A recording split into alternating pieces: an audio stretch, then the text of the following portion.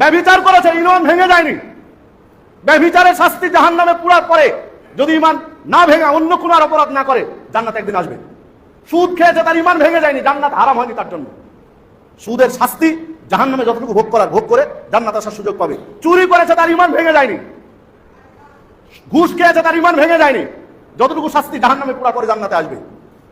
কিন্তু একটা মাজার, একটা খানকা, একটা বেদি, একটা মূর্তি, সেখান থেকে যাওয়ার সময় একটা টাকা দিয়েছে, যেখানে দিলে হয়তোবা রোড অ্যাক্সিডেন্ট থেকে বাঁচা যাবে, এখানে একটু মানত করলে হয়তোবা ব্যবসায় উন্নতি হবে, এখানে একটু নজর দিলে হয়তোবা ছেলেটার অসুস্থতা দূর হয়ে যাবে, এখানে একটু কিছু দিলে আমার স্ত্রীর বাচ্চা হচ্ছে না, হতে পারে একটা বাচ্চা হতে পারে।